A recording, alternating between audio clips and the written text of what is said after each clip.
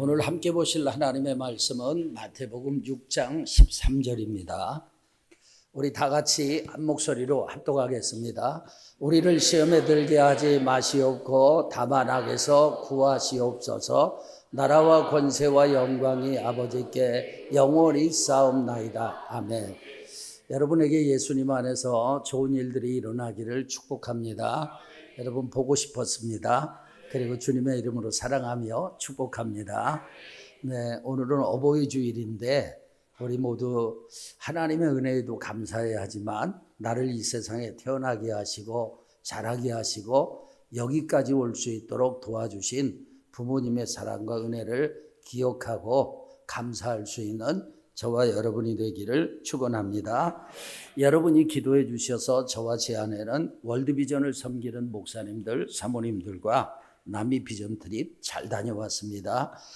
지역의 목사님들과 동행하면서 참 좋은 모습을 많이 봤습니다. 그리고 훌륭한 선교사님들, 우리 대한민국에서 파송된 선교사님들은 왜 이렇게 훌륭한지 너무나 존경스럽습니다. 생각을 하니까 눈물이 나려고 하네요. 그분들의 사역을 보면서 너무나 귀한 하나님의 손길을 보았습니다.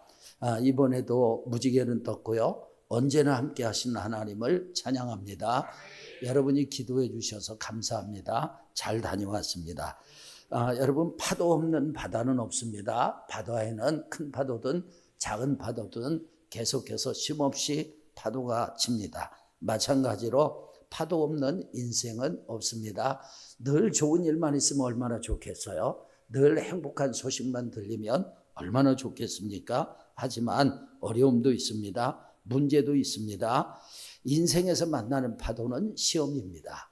지금 이제 한국교회 사정을 잘 아는 사람들 중에는 충격에 빠져 있는 분들이 있습니다. 그동안 많은 사람들에게 마지막 시대에 대해서 도전을 주던 젊은 사역자가 돈 문제와 이성 문제로 큰 시험에 빠졌다는 소식을 들었기 때문입니다. 너무 안타깝습니다. 그분이 한국교회를 향해서 자신이 잘못했다고 용서해달라고 회개를 했으니 우리가 그분을 용서하는 것이 마땅합니다. 그러나 너무 안타깝습니다. 왜 그분이 그런 시험에 빠졌을까요? 다른 것이 아니라 유혹을 이기지 못한 것입니다. 오늘은 주기도문 8번째 시간입니다. 시험에 관한 말씀을 나누겠습니다. 본문에서 주님께서는 제자들에게 우리를 유혹에 빠지지 않게 하소서, 이렇게 우리를 시험에 들지 말게 하소서 기도하라고 하셨습니다. 여기서 시험은요, 더 정확한 말로 하면 유혹입니다. 오늘은 우리가 당하는 시험 중에서 유혹에 관한 말씀을 나누겠는데, 여러분, 우리의 인생에 닥치는 시험은 크게 세 종류로 나눌 수 있습니다. 본문에 사용된 시험이라는 단어는 헬라어로 페이라스모스라는 단어인데 세 가지 의미가 있습니다. 첫째는 테스트입니다. 이 시험은 우리를 넘어뜨리려는 것이 목적이 아니라 하나님께서 우리에게 복을 주시거나 하나님의 일을 맡기시기 전에 우리가 그것을 감당할 수 있는지 여부를 시험해 보시는 것입니다. 여러분이 회사를 운영하는 사장님이라고 가정을 해봅시다. 직원 중 한 사람에게 회사에 자금을 맡긴다면 아무에게나 맡기겠어요? 그렇지 않죠. 그 사람이 믿을만한 사람인지 아닌지 먼저 확인할 것입니다. 하나님도 그렇습니다. 하나님의 복과 하나님의 일을 누구에게 주시기 전에, 맡기시기 전에 먼저 그 사람이 믿을만한 사람인지 테스트를 하십니다. 하나님은 우리의 평소 생활을 하나님의 저울로 달아보시는 거예요. 그리고 결정적인 사건들을 통해서 우리의 됨됨이를 테스트하십니다. 그때 하나님의 테스트에 합격해야 하나님의 복을 받고 하나님의 일을 맡게 되는 것입니다. 두 번째로는 시련이에요. 시련은 우리를 성장시키는데 목적이 있습니다. 학교에 들어간 아이가 학교 가기 싫어서 엄마 아빠에게 따집니다. 왜 나를 학교 보내서 놀지도 못하게 하고 지긋지긋한 공부를 하게 하세요? 여러분, 부모는 아이가 싫어하니까 학교에 보내지 않을까요? 아니죠. 아이가 싫어해도 공부시킵니다. 아이가 싫어해도 학교에 보내는 거예요. 왜요? 아이를 고생시키려고 하는 것이 아니라 아이를 성장시키기 위한 목적입니다. 억지로 공부하는 것은 아이에게 큰 시련이죠. 고난입니다. 하지만 그 과정을 통해서 아이는 성장해요. 하나님도 마찬가지예요. 우리를 성장시키고 우리를 성숙시키기 위해서 인생의 시련도 보내시는 거예요. 고난도 허락하시는 것입니다.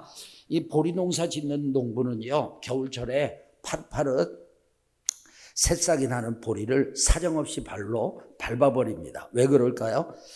보리는요, 처음 돋아난 줄기가 그대로 자라면 배갈 정도의 알을 떠받칩니다. 그런데 농부가 발로 밟아서 밟아버리면 싹은 꺾어 죽는 것이 아니라 다시 일어납니다. 고난을 통과하는 거예요. 시련을 통과하는 거예요. 그렇게 시련을 통과하고 일어난 싹은요, 배갈 정도가 아니라 약 450알을 떠받칠 수 있는 줄기로 자라게 되는 것입니다. 밟힘으로 더 많은 이삭을 맺을 수 있는 강한 줄기가 되는 거예요. 하나님이 주신 시련이란 시험도 그런 것입니다. 여러분, 나에게 하나님이 주시는 시련이 있다면 우리는 어떻게 해야 될까요? 여러분 가운데 지금 고난 중에 있는 분들, 여러 가지 어려움 중에 있는 분들, 정말 세상이 내 마음대로 안 되고 내 뜻대로 안 되고 하나님이 그것 좀 들어주셨으면 좋겠는데 응답이 더딘 것 같고 그렇게 시련 중에 있는 분들이 계시다면 여러분 어떻게 해야 할까요? 속히 하나님이 원하시는 모습으로 내가 변해야 합니다. 우리는 흔히요, 나는 변하지 않고 주변 사람들이 바뀌길 원해요. 환경이 변화되기를 원합니다. 그렇게 하면 시련은 계속되는 거예요. 어쩌면 시련이 더 강해집니다. 왜냐? 그 강도로는 변화되지 않으니까 더 강한 강도로 나를 변화시키는 것이 하나님의 손길이에요. 여러분이 벽에 못을 박는다고 가정을 합시다. 10의 강도로 망치질을 하니까 못이 들어가지 않아요. 그러면 어떻게 합니까? 강도를 더 높여야죠. 못이 안 들어가니까. 그래서 강도를 20으로 높였는데 역시 못이 들어가지 않아요? 그러면 어떻게 해요? 다시 강도를 높이는 거예요. 언제까지요? 못이 들어갈 때까지. 여러분, 못을 박는데 언제까지 망치질을 하느냐? 못이 벽에 박힐 때까지 망치질을 하는 것입니다. 그런 것처럼 하나님께서는요, 나에게 시련을 허락하시고 내가 변화되기를 원하세요. 그런데 내가 변화되지 않아요. 내가 새로워지지 않아요. 그러면 하나님께서 언제까지 나에게 망치질을 하시느냐? 못이 벽에 박힐 때까지 망치질을 하는 것처럼 하나님이 원하시는 모습으로 변화될 때까지 시련을 허락하시는 것입니다. 시련은 우리에게 유익이 되는 거예요. 세 번째는 유혹입니다. 유혹은 마귀로부터 오는 파괴적인 시험입니다. 유혹은 피해야 할 시험이에요. 마귀가 우리를 넘어뜨리기 위해서 주는 시험이 유혹입니다. 랍비 메이어는요, 하나님은 우리를 오르게 하기 위해서 시험하시지만 마귀는 우리를 끌어내리기 위해서 시험한다고 해서요, 시험에 관한 적절한 표현입니다. 하나님은 우리를 테스트하시고 우리에게 시련을 주셔서 결국은 복되게 하시는 거예요. 마귀는 우리를 유혹해서 멸망시키는 것이 목적입니다. 야고보서 1장 3절 다 같이 13절 다 같이 사람이 시험을 받을 때 내가 하나님께 시험을 받는다 하지 말지니 하나님은 악에게 시험을 받지도 아니하시고 친히 아무도 시험하지 아니하시느니라. 아멘. 여기서 말하는 시험은 유혹이에요. 본문에서 주님이 말씀하신 시험도 유혹입니다. 우리는 유혹의 시험을 받을 때 내가 하나님께 유혹받는다, 시험받는다 말하지 말라는 거예요. 왜냐하면 하나님은 악에게 유혹받지도 않으시고 친히 어느 누구도 유혹하지 않으시기 때문에 그렇습니다. 그게 두 번째, 유혹의 근원이 있습니다. 사람들은 왜 유혹에 빠질까요? 성경에 보면 대략 세 가지 이유가 있어요. 첫째, 사탄, 마귀입니다. 허 목사님이란 분이 신학교에서 공부를 하실 때 세계적인 학자의 강의를 듣게 되었어요. 그리고 그분에게 질문을 했습니다. 교수님, 사탄 마귀는 어떤 존재입니까? 그랬더니 그 교수님이 설명을 해 주시는데 사탄은 어떤 인격체라기보다는 악을 지칭하는 말입니다라고 설명을 하더래요. 그때 허 목사님은 이제 아직 목사도 되지 않았고 전도사 때인데 사탄 마귀에 대해서 잘 알지 못했지만 자기 속에서 그건 아닌데 그런 생각이 들더라는 거예요. 여러분, 많은 사람들이요, 사탄 마귀가 실제로 존재하는 것을 인정하지 않습니다. 그러나 성경은 분명하게 사탄과 마귀가 존재하는 인격체라고 말씀합니다. 사탄은 타락한 천사예요. 모든 불행의 제일 원인입니다. 사탄은 대적한다는 뜻입니다. 사탄은 하나님을 대적합니다. 인간으로 하여금 하나님을 불신하게 하고 불순종하게 하고 하나님께 반항하게 합니다. 사탄이 곧 마귀예요. 마귀는 욕심과 거짓 그리고 살인하는 자입니다. 그에게는 진리가 없어요. 그는 거짓으로 충만한 거짓의 압입니다. 여러분, 사탄은 인류의 시조인 아담과 하와를 유혹해서 인류에게 사망이 찾아오게 했습니다. 마귀는요, 예수님도 유혹했어요. 물론 예수님은 유혹에 넘어가지 않으시고 이기셨죠. 사탄은 가룟 유다로 하여금 예수님을 배반하게 했어요. 아나니아와 삽비라에게 돈에 대한 욕망을 부추겨서 범죄하게 했습니다. 사도들도 유혹했습니다. 바울 사도가 복음을 전하는 길을 방해했어요. 마귀는 때로는 사람들에게 거짓 기적과 능력을 보여줍니다. 자신을 광명의 천사로 위장합니다. 신자들의 마음에서 하나님의 말씀을 빼앗아가는 거예요. 근데 수많은 사람들은 자기도 모르게 마귀가 끄는 대로 끌려다니고 있습니다. 사람들은 자기도 모르게 마귀의 역사로 성적인 노예가 되어 술의 노예가 되어 감정의 노예가 되어 돈의 노예가 되어 여러분, 우리는 자신을 살펴봐야 합니다. 하나님께 죄를 범하는데 자기 자신도 그것을 원하지 않지만 자꾸만 끌려다니는 것이 있다면 그것은 마귀의 유혹에 넘어간 것입니다. 여러분, 간혹 아무것도 아닌데 혼자 시험에 빠져서 괴로워하는 사람들이 있어요. 예전에 어떤 집사님이 시험에 들어서 우리 교회를 떠났습니다.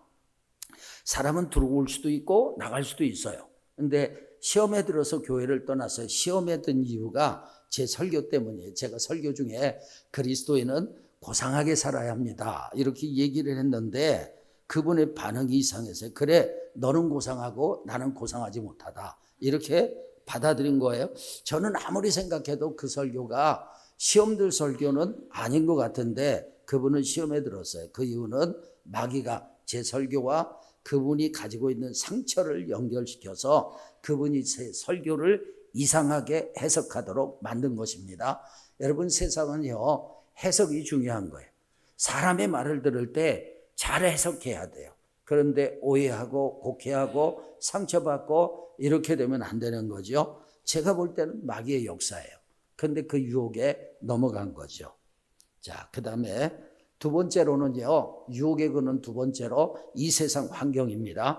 요한일서 2장 15절 다 같이, 이 세상이나 세상에 있는 것들을 사랑하지 말라. 누구든지 세상을 사랑하면 아버지의 사랑이 그 안에 있지 아니하니. 아멘. 이 세상은 유혹으로 충만합니다.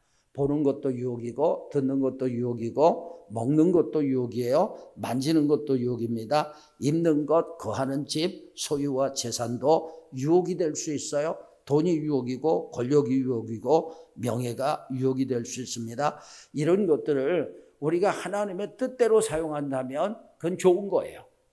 그렇지만 그것 때문에 믿음을 버리고 그것 때문에 하나님과 멀어진다면 그건 유혹입니다. 세상살이 전체가 유혹 덩어리예요. 그러나 만족이 없는 것이 세상의 유혹입니다.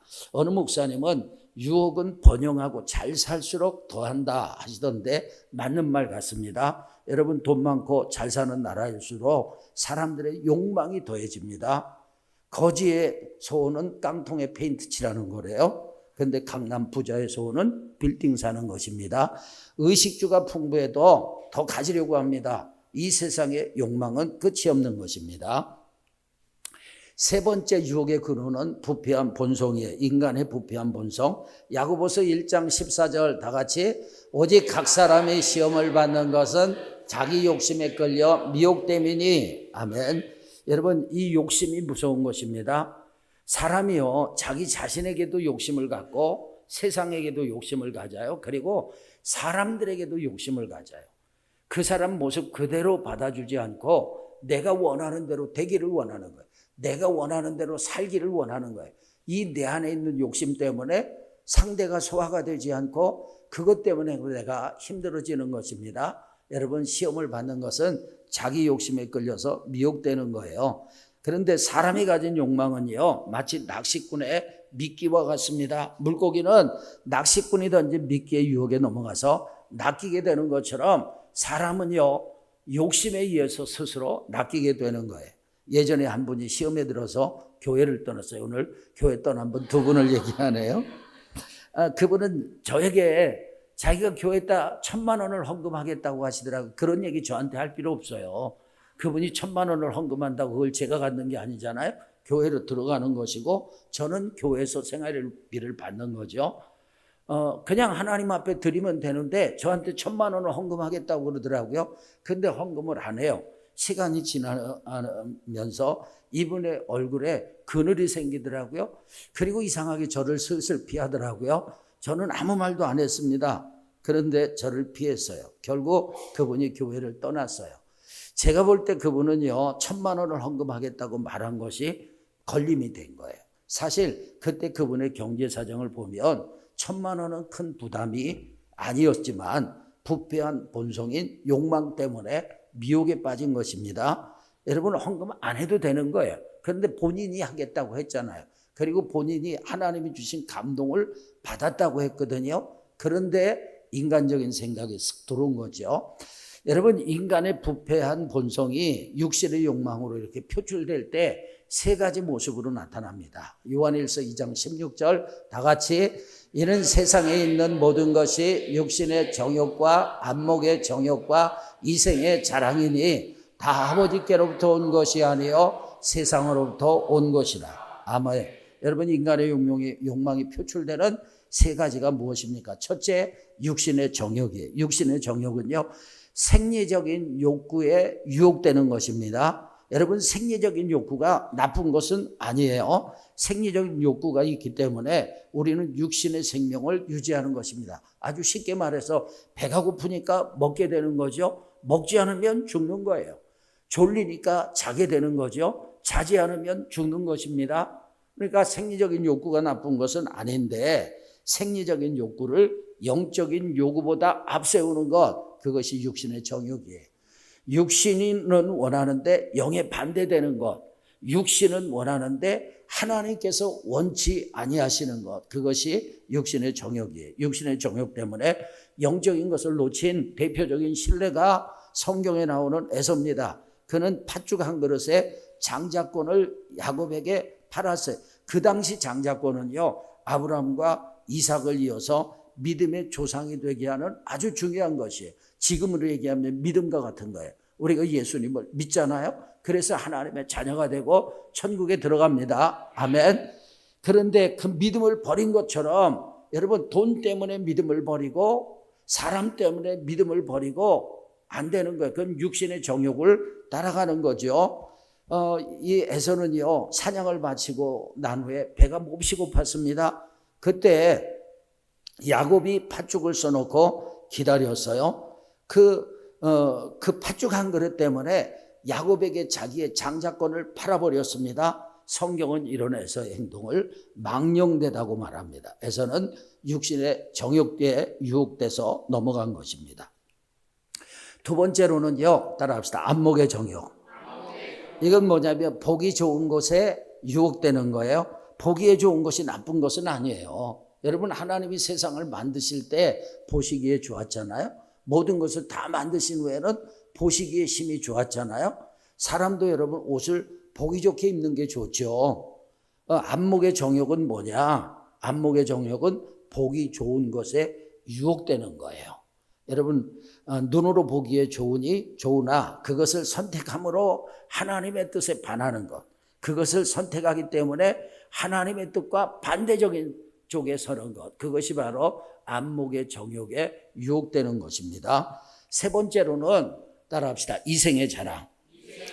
이생의 자랑은 세상 자랑거리예요. 여러분, 우리가 자랑거리를 가질 수 있다면 좋죠. 그런데 대개의 한국의 부모들은요, 자녀가 공부를 잘하면 너도 나도 의사나 판검사 만들려고 합니다. 자기 자녀에 대한 하나님의 부르심이 무엇인지 관심이 없어요. 이 세상에서 그럴싸한 직업을 원합니다. 이러한 것은 이 세상 자랑거리에 유혹되는 거예요. 대개의 사람들은요, 허탈한 자랑거리를 찾고 그리고 비교의식에 빠져 있어요. 내가 이 세상에서 자랑거리를 가지고 있으면 그것을 프라이드로 삼아요. 그리고 교만해집니다. 내가 이 세상에 자랑거리를 갖지 못했는데 남이 가지고 있으면 부러워합니다. 그리고 열등감에 빠져요. 그렇게 하는 것은 이생의 자랑에 유혹되는 거예요. 이생의 자랑은요, 허탄한 자랑거리입니다. 우리의 자랑은 주님밖에 없습니다. 아멘. 여러분, 괴테의 파우스트와 관련된 어느 글을 읽었어요. 저는 파우스트를 읽진 않았는데 관련된 글을 읽어보니까 그 책에는 한 젊은이가 이 세상에서 출세와 성공을 조건으로 사탄에게 자신의 영혼을 팔아버리는 이야기가 나옵니다. 천하만국을 다스리는 권세와 영광만 준다면 무슨 짓을 못하겠습니까? 라는 대사가 나오나 봅니다. 세상에는 이런 생각을 가지고 있는 사람들이 많아요. 여러분, 지금 세계적인 스타들 중에는요, 사탄에게 자기의 영혼을 팔아서 그 자리에 올라간 사람들이 있다는 글을 읽었습니다. 그들은 육신의 정욕, 안목의 정욕, 이생의 자랑에 유혹된 것입니다. 저와 여러분은 육신의 정욕과 안목의 정욕과 이생의 자랑 때문에 하나님의 말씀을 버려서는 안 됩니다. 그것들의 영적인 가치를 팔아서는 안 되는 것입니다. 우리는 하나님의 뜻과 영적인 가치를 위해서 육신의 정욕과 안목의 정욕과 이생의 자랑을 내려놓을 수 있기를 주님의 이름으로 축원합니다. 무엇이든지 내가 원하는 대로 되기를 원치 마세요. 그걸 내려놓으세요. 자기를 보세요. 그것이 육신의 욕망 아닌가, 안목의 정욕이 아닌가, 이생의 자랑이 아닌가, 자기를 봐야 합니다. 세 번째, 유혹의 성격입니다. 유혹의 성격도 세 가지로 정리를 했는데, 첫째, 따라합시다. 언제나. 병들었을 때도 유혹이 있고 건강할 때도 유혹이 있어요. 가난할 때나 부유할 때나 낮아질 때나 높아질 때나 젊을 때나 늙을 때나 실패할 때나 성공할 때나 마귀는 때를 가리지 않고 사람을 유혹합니다. 어느 목사님이 몸에 병이 들어서 수술실에 들어가다가 시험에 들었다는 거예요. 수술실에 들어가다가 마귀의 유혹을 받았대요. 그분은 어린 시절에 너무나 가난하게 살았어요. 다시는 그런 지독한 가난을 겪고 싶지 않았어요. 자녀들에게 물려주고 싶지 않았습니다. 사탄은 그 마음을 알고 수술실에 들어가는 짧은 순간에도 목사님에게 속삭였어요. 너 가난이 무엇인지 알지 않니? 목사도 돈이 있어야 사는 거라고 말했잖아. 너 죽으면 내 아내에게 누가 신경 써줄 것 같니? 병들고 죽으면 교인들도 눈 돌리는 거야. 살며시 눈 감고 은근슬쩍 돈 챙겨서 모아놓으라고 했더니 이제 너 죽으면 아내는 사택에서 나가서 전세 한 칸 얻을 수 없는데 어떻게 할래? 후회되지? 이런 속삭임으로 목사님을 우울하게 만들고 염려하게 하더라는 거예요. 이때 목사님은 시선을 예수님께 고정을 시켰습니다. 그리고 사탄아 물러가라. 지금까지 나는 주책 인생으로 살아왔고 앞으로도 주책 인생으로 살아갈 것이다 라고 대적하셨대요. 그 목사님은 주책 인생으로 사셨대요. 앞으로도 주책 인생으로 사실 거랍니다. 여러분, 주책 인생이 뭘까요? 그 목사님의 해석이 멋져요. 주책 인생이라 따라합시다. 주님이 책임지는 인생. 할렐루야. 그런 인생 사시기를 축원합니다. 목사님의 믿음의 고백이에요. 목사님은 시선을 주님께 고정시켰어요. 목사님을 유혹했던 그 수술실에 들어가는 목사님을 유혹했던 것처럼 마귀는 시도 때도 없이 유혹을 합니다. 두 번째, 따라합시다. 누구에게나.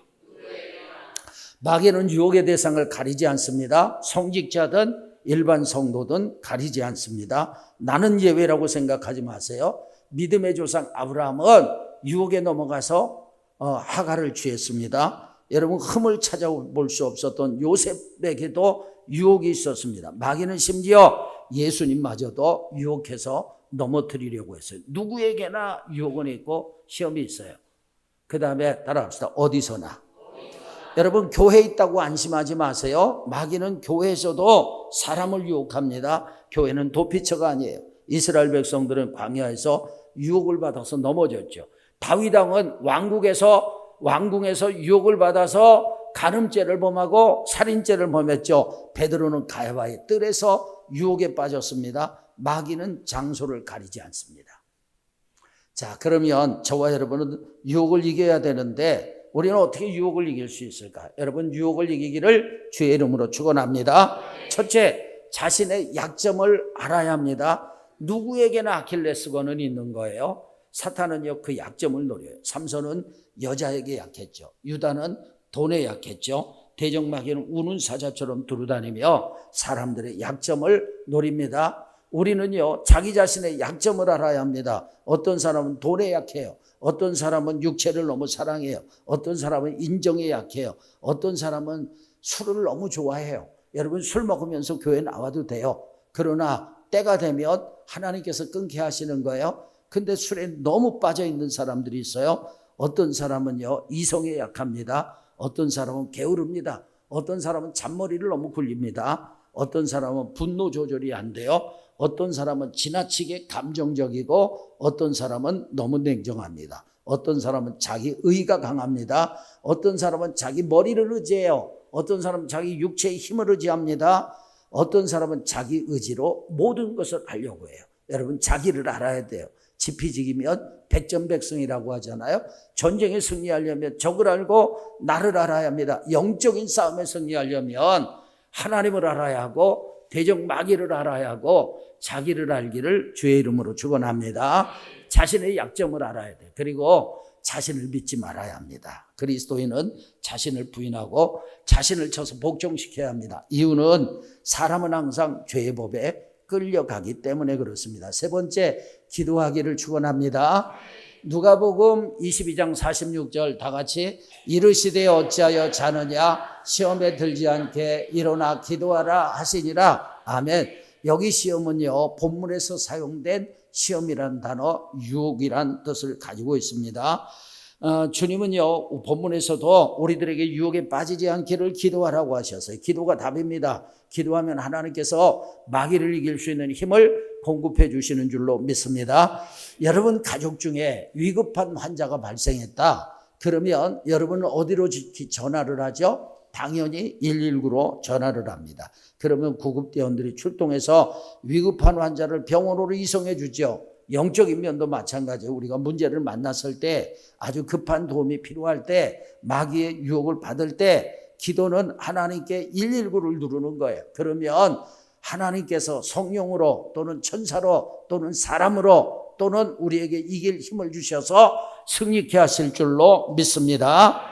여러분, 혹시 내가 지금 시험에 빠져 있는 것은 아닐까 생각이 드는 분이 계시다면 지체하지 말고 기도하십시오. 여러분, 어떤 사람은 지금 시험에 빠져서 마음에 분노가 가득합니다. 어떤 사람은 시험에 빠져서 마음에 두려움이 있습니다. 어떤 사람은 지금 시험에 빠져서 그 사람이 미워 죽겠어요. 소화가 안 되는 거예요. 저 사람이 소화가 안 되는 거예요. 사랑해야 되는 건 알지만 사랑도 안 되고 소화도 안 되는 거예요. 어떤 사람은 시험에 빠져서 교회 나오기 싫어요. 하나님 찾기 싫어요. 여러분이 지금 자기 자신이 시험에 든지도 모르고 시험에 들어있는 경우도 있어요. 혹시라도 제 설교를 들으면서 지금 내가 시험 중에 있구나, 이것이 깨달아진다면 내 감정이 조절이 안 되고 흥분이 되고 그냥 또 하나님과 사람 앞에 냉정해지고 마음이 부드러운 마음이 아니라 돌 같은 마음이 되고, 그렇다면 여러분 지금 시험에 빠진 것입니다. 기도하시기를 주의 이름으로 축원합니다. 가능하면 교회 와서 기도하시고, 교회에서 기도 안 하셔도 돼요. 집에서 기도하세요. 운전하며 기도하세요. 걸어가면서 기도하세요. 잠자리에 들면서도 기도하시고 일하면서도 기도하시기를 축원합니다. 마가복음 9장 29절에 보니까 여러분 말씀을 잘못 기록을 했는데요. 마가복음 9장 29절에 뭐라고 했느냐? 기도 외에 다른 것으로는 이런 종류가 나갈 수 없다고 했어요. 기도 외에는 마귀를 이길 수 있는 능력이 나갈 수 없습니다. 유혹을 이기려면 기도하기를 축원합니다. 그 다음에 네 번째로는 말씀을 기준으로 삼아야 돼요. 뭐가 기준이 돼야 된다? 말씀. 시편 119편 9절 다 같이 청년이 무엇으로 그의 행실을 깨끗하게 하리까? 주의 말씀만 지킬 따름이니이다. 아멘. 여러분, 주님의 말씀을 따라가면 유혹을 이길 수 있어요. 왜냐하면 주님의 말씀은 마귀를 물리치는 힘이 있기 때문에, 그리고 주의 말씀은 우리의 삶의 기준을 잡아주기 때문에 그래요. 여러분, 물건을 사는데 상대가 물건의 무게를 속이려고 해요. 그런데 저에게 정확한 저울이 있습니다. 그러면 속지 않습니다. 물건을 사는데 장사하는 분이 물건의 길이를 속이려고 해요. 그런데 저에게 정확한 자가 있잖아요. 그러면 저는 그분에게 속지 않는 거죠. 하나님의 말씀은 정확한 저울이고 정확한 자입니다. 그래서 말씀이 풍성한 사람은 마귀의 유혹을 분별하고 이길 수 있는 줄로 믿습니다. 그 다음에 따라합시다. 성령을 따라 행하라. 제가 이 유혹을 이기는 비결을 사실은 한 가지에 포커스를 맞춰야 파워가 있는데 준비하다 보니까 10가지를 준비를 했어요. 그러니까 정신 딱 차리고 들으세요. 여러분, 갈라디아서 5장 16절 다 같이, 내가 이르노니 너희는 성령을 따라 행하라. 그리하면 육체의 욕심을 이루지 아니하리라. 아멘. 육체의 욕심을 이룬다는 말은 육체 때문에 마귀의 유혹에 넘어간다는 것입니다. 그러나 우리가 성령을 따라가면 육체의 욕심을 이겨요. 그러니까 유혹을 이기려면 성령을 따라 가야 합니다. 이번 비전 트립 중에 우리 팀은 계속해서 선교사님들의 도움을 받았어요. 브라질의 리우데자네이루에서는 사흘간 한인교회 집사님의 도움을 받았어요. 저는 그 집사님이 다니는 리오 동양 선교교회에서 주일 설교를 했습니다. 리우데자네이루에서 우리가 묵었던 호텔은요, 코카코바나라는 유명한 그런 세계적인 해변과 가까운 곳에 있었어요. 또 마돈나의 공연과 겹쳐서 주변은 굉장히 혼잡했습니다. 한 번은 그 집사님을 따라서 길을 가다가 전체가 좌회전을 하는데 한 사모님이 직진해서 횡단보도를 혼자 건너가더라고요. 왜 사모님은 좌회전을 하는데 직진했을까요? 이유가 뭐냐? 우리를 인도하는 집사님을 따라가지 않았기 때문에 그렇습니다. 우리는 성령님께 집중해야 합니다. 그리고 성령을 따라 행해야 합니다. 그래야 육체의 욕심을 이기는 것입니다. 유혹을 이기는 것입니다. 성령을 따르지 않으면 육체가 원하는 대로 살게 돼요. 성령님은 다양한 방법으로 우리를 인도하시는데 성령의 음성과 성령의 움직임에 민감하게 반응해야 합니다. 그래야 유혹을 이깁니다. 자, 6번째로는요, 유혹에 빠질 수 있는 기회와 장소를 거부해야 합니다. 요즘 개들이 주인에게 대우를 잘 받아가지고, 저는 머리 깎는데 얼마냐? 11,000원이에요. 우리 집 개는 머리 깎는데 5만 원이에요. 아니, 싼 데가 5만 원이에요. 뭘 놀래세요? 아니, 우리 아이들이 개를 엄마 아빠한테 얘기도 안 하고 가져와가지고 키우는데 이게 생명인데 버릴 수도 없잖아요. 그래서 하여튼 할 수만 있으면 장발이 될 때까지 기다렸다가 어쩔 수 없을 때 잘라요. 요즘은 개가 주인에게 대우를 잘 받잖아요. 그래서 사나운 개가 별로 없어요. 근데 우리 어릴 때는요, 동물학대 심했잖아요. 사람도 학대했는데 막 주인이 발로 막 개를 차고, 그러니까 개도 성질이 사나워지죠. 그리고 요즘은 먹을 것도 많은데 옛날에는 먹을 게 별로 없었잖아요. 그러니까 개들이 사나워요. 무서웠습니다. 그래서 제가 아주 무서운 개가 있는 집을 지나가야 할 때는 어떻게 했을까요? 그 집을 안 가고 돌아서 갑니다. 이유는 뭐였죠? 그 무서운 개가 달려들까 봐. 지저대고 달려드니까 그렇게 하는 거죠. 여러분, 우리가 유혹에 대처하는 지혜도 그런 것입니다. 유혹에 빠질 만한 기회와 장소는 피해야 합니다. 요셉이 보디발의 아내의 유혹을 피해서 도망쳤던 것처럼 유혹의 자리에 있다가는 유혹에 넘어갈 수 있기 때문에 유혹에 빠질 수 있는 기회와 장소는 피해야 합니다. 7번째, 따라합시다. 믿음으로 인내하자. 제가 이번 그 비전 트립 중에 철로역정을 다시 한번 읽었습니다. 철로역정의 가이드까지 돼가지고 500페이지가 넘는데 시간 탁 나는 대로 읽었어요. 주인공 크리스천이 천성을 향해 가는 여정에 관한 내용입니다. 그는 천성을 향해 가면서 많은 유혹을 받았으나 승리했어요. 그러니까 그 책에 나오는 주인공 크리스천은 저와 여러분의 신앙의 여정을 보여주는 것이거든요. 그가 승리할 수 있었던 비결은 첫째, 하나님의 은혜였어요. 은혜 아니면 우리가 천국에 들어갈 수 없죠. 두 번째는 믿음의 동역자들이었습니다. 그 주변에는 전도자, 믿음, 그리고 소망, 이런 그런 동역자들이 있었어요. 그런 것처럼 여러분 우리는 동역자들이 있습니다. 세 번째, 그의 올바른 반응이에요. 그런 믿음과 분별력, 그리고 인내로 승리한 것입니다. 많은 사람들이 유혹 앞에서 인내하지 못해서 넘어집니다.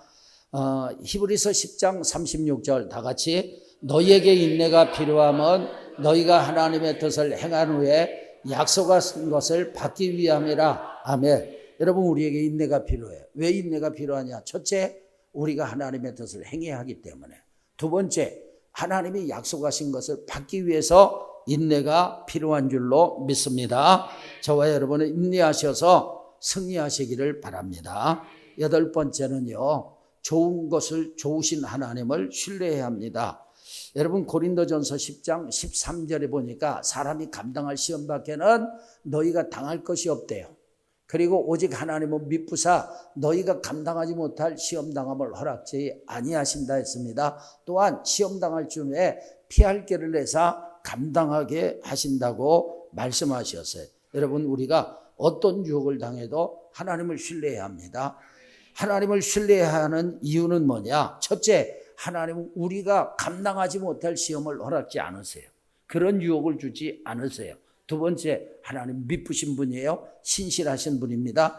하나님의 선하심은 변함이 없습니다. 하나님은 변덕 부리지 않으시는 분이에요. 약속을 끝까지 지키십니다. 나를 끝까지 책임져 주십니다.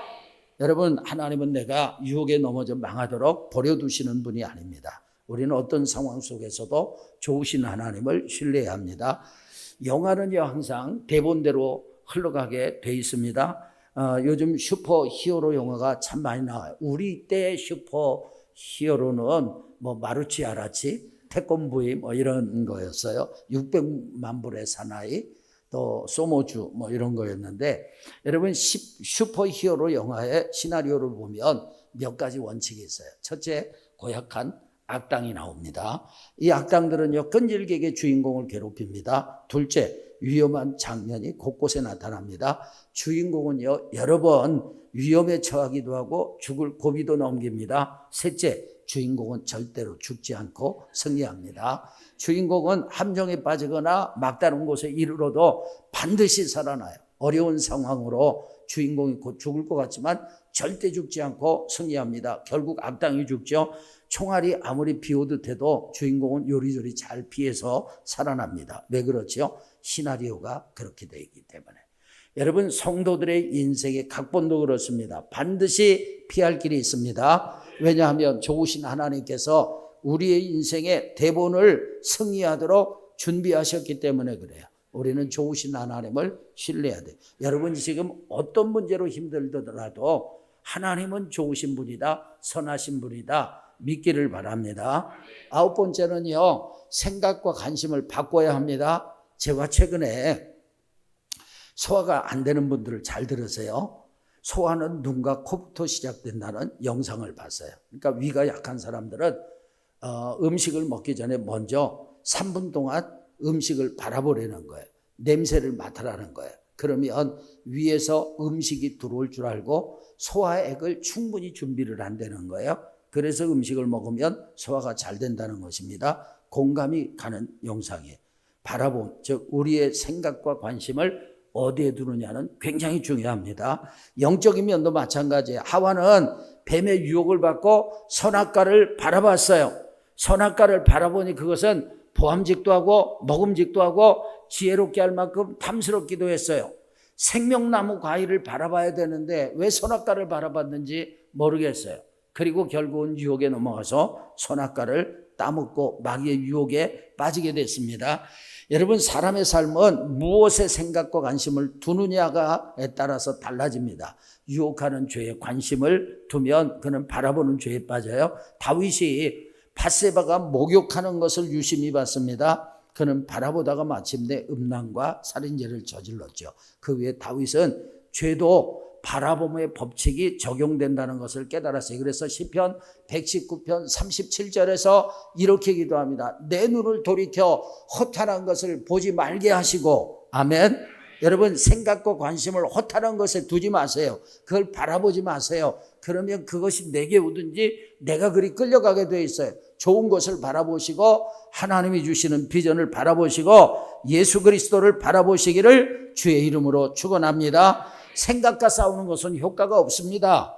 여러분 그것은 우리의 관심의 초점을 잘못된 것에 더 집중하게 하고 유혹에 더 가까이 가도록 할 뿐입니다. 유혹이 있을 때 우리의 관심을 하나님의 말씀과 하나님과 우리의 구주이신 그리스도에게 두기를 축원합니다. 왜냐? 믿음은 바라는 것도 실상이에요.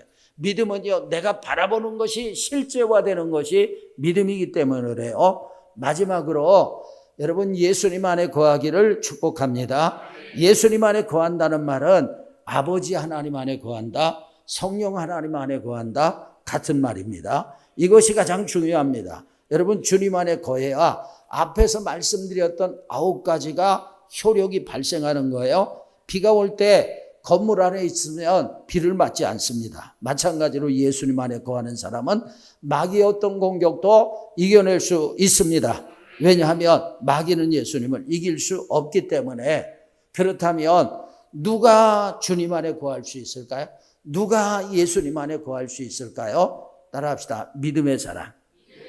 믿음입니다. 요한일서 4장 15절 다 같이 누구든지 예수를 하나님의 아들이라 시인하면 하나님이 그의 안에 거하시고 그도 하나님 안에 거하느니라. 아멘.